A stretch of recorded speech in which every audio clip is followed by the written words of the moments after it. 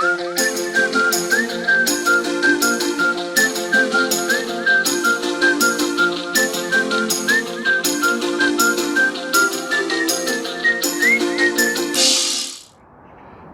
everybody and welcome on today's video.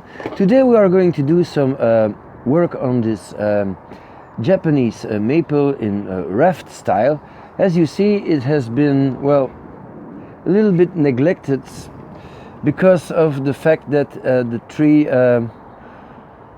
did not grow as well as I thought it would, and I did not want to pull out any weeds in order not to disturb the roots in any kind of way, but it seems to do okay, except for, of course, one thing that is really something that I cannot seem to solve. This tree should become the tallest tree and it's not working.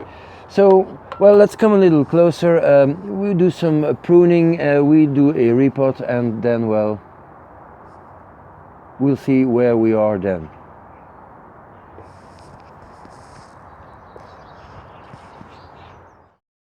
So this raft has 5 trunks, and well, normally the one in the front and in the middle should become the tallest one. So I have a big scar here. I once grafted a few other pieces here, but it did not work. The tree seems to struggle with a lot of problems in this soil mixture, or maybe it's just because this soil mixture gets too hot in the summer. So well, yeah, anyway, it's not working. Nevertheless, the tree grew quite well. Yeah, so of course I will have to clean this moss up. I'll try to zoom in to the top now.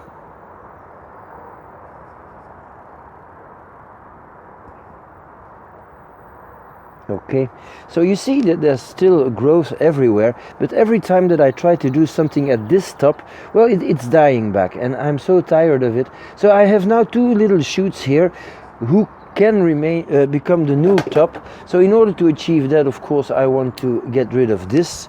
So the sap flow will go here. You see we have a whole lot of stuff here. I'm going to remove this little branch, like so, and we have still a few buds here, a bud under, which is of course not good. And then for the rest, I must say this tree is not doing bad at all, but because we have quite a lot of growth everywhere. You see we have a nice little budding here, and therefore that's what I'm going to do. I'm going to cut back every piece of, this is too much zoom, I think. I'm going to cut back every little twig to the 2 buds closest to the trunk, of course, in order, this looks dead, yeah, in order to get some better ramification. So this is just a standard pruning, but it takes some time, but it's not complicated. You see, this is really easy. You have buds here, also something that you should take care of. The buds really on the trunk, you don't need them. Of course, you don't need them if you don't want another branch there. If you want a branch there, you'll be happy that you have the buds, which is logic. So just a basic trimming. When you do this kind of work, it's a good moment to see if there is any dead material on the tree, and just remove everything you do not like. Branches pointing down, you do not want them. Branches pointing straight up, you do not want them. I'm not sure if I'm going to need this branch, but well, it's on this tree, so, well, yeah, guess maybe it's a good idea to let this one grow wild, and then it will thicken this whole trunk here. But I think I'm almost done here. Maybe some little details. But I think I'm almost done. This is dead. Yeah. Okay. So now I have to clean up the root part here. And I have to remove the moss. And then we'll get this out of the pot. Or maybe I can get it immediately out of the pot, so that I don't make a catastrophic mess on my table. And then okay, so this is a little better. Moss on your trees is not a problem, but you must take care, because it means that your trees are going to stay wet a whole lot longer. Except, of course, if the summer gets dry, then this moss probably will disappear by itself. But in this season, it's a good idea to remove it a little. So you see, I have this nice root base here, which is a little accidented. That's the whole point in a raft. Technically, a raft is a tree that fell over, and then a few branches started to grow. But when I look at this tree, I see that the roots in the back are showing more maturity than in the front, and that's again because the roots are stronger, because the tree suffers less of the sun. So I guess you get the point. The biggest problem of the tree is the heat and the direct sunlight. So I do not intend to plant this tree back in this pot. He's going to move in a big pot in the shadow for at least a year or two. It will stay in this huge pot until the center tree becomes the thickest and the strongest and the highest, of course, which is not a problem. Making something higher than something else is not a big problem. It's making it thick. So how do you make the small trees smaller than the tree that is supposed to be the thickest one? Well, you cannot reduce the small ones. So the only thing you can really do is try to make the biggest one bigger.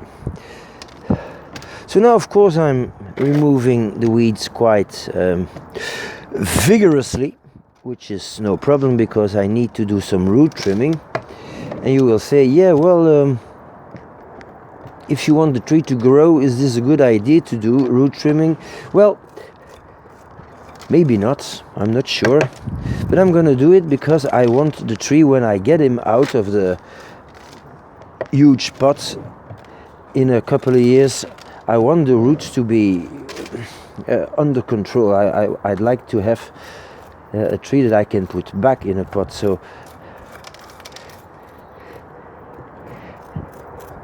because this is still one of the finest trees I have, I think, if it would work. So I'm going to take a little plastic pot now, so I can put this tree on top, and it's easier to comb the roots then. Please, just 1 second. So you see, under the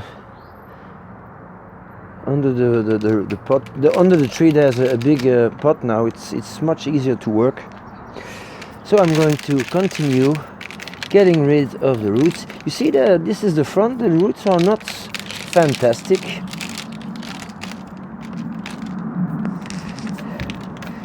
And we'll see what it says when I'll turn the tree. Well, it's okay, it has roots, so this tree is not in danger, but it's not great. Okay, so this way it's really easy to untangle this.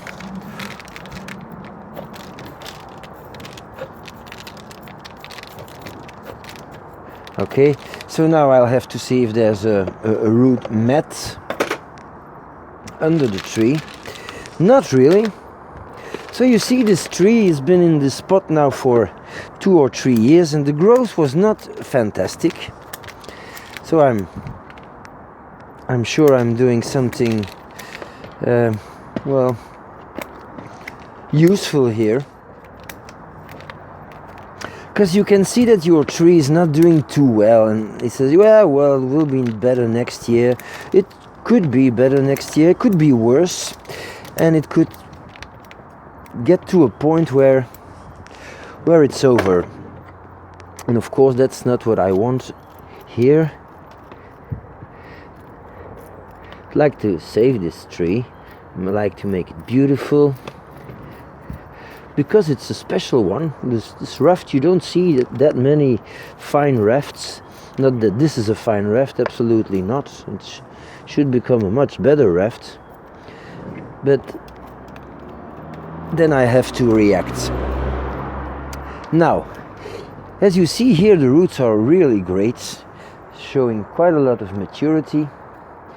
And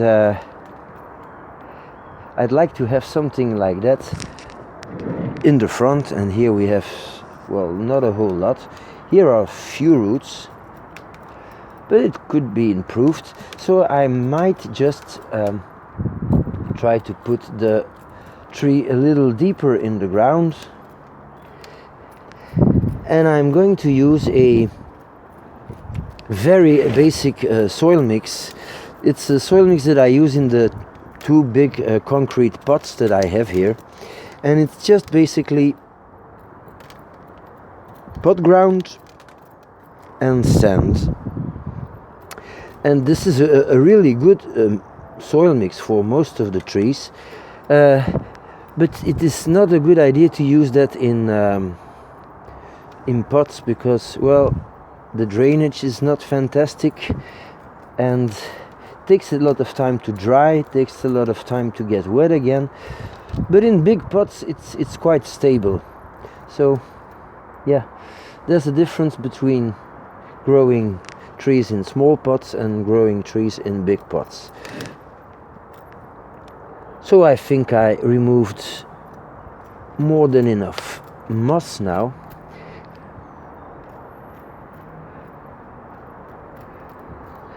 And like I said, it does not really matter at this point.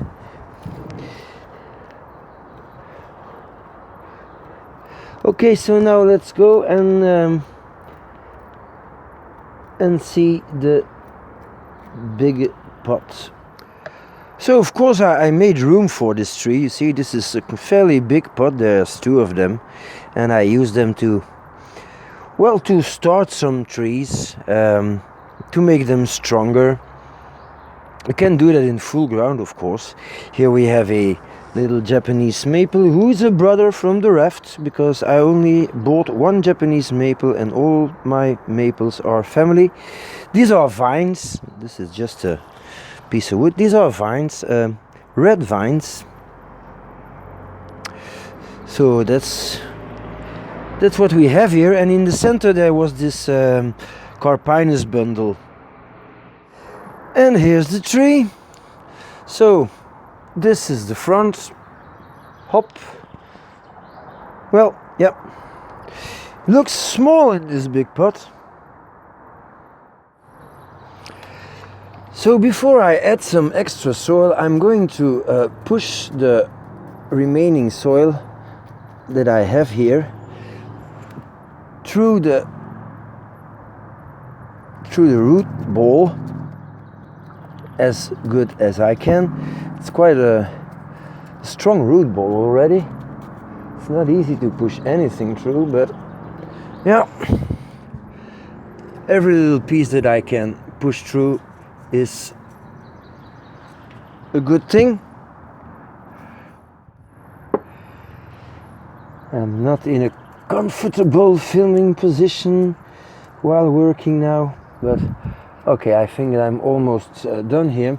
So now I'm just going to add the new and basic soil mix. You see, just very sandy with some pot ground. So I'm covering up the roots.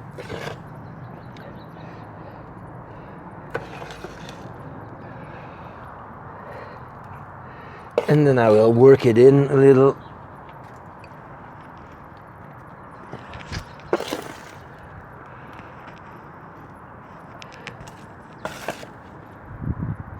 So this is already done.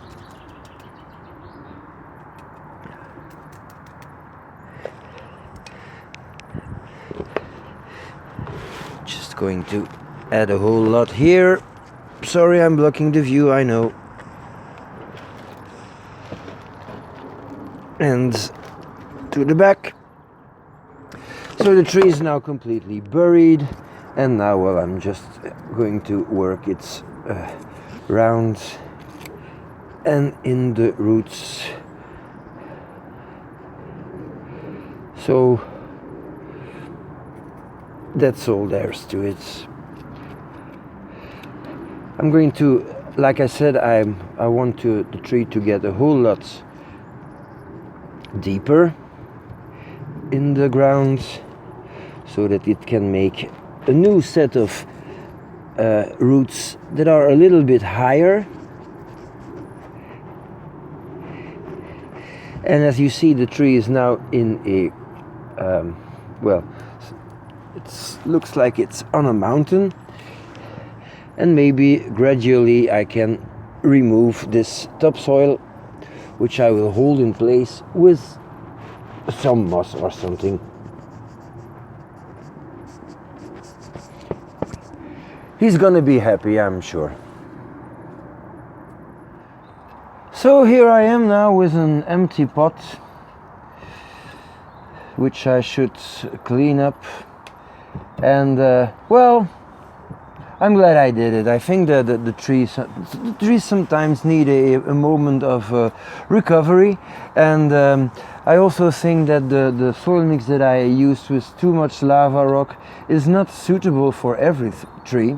So that's why I switched to another mix this year, and I'm going to see if this works better for me, especially because of the hot summers we are getting here apparently. So I think this tree has his moment of recovery now. We will see how it does in the coming growing season, and for the rest, well, we can but wait. So thank you for watching, and see you next time.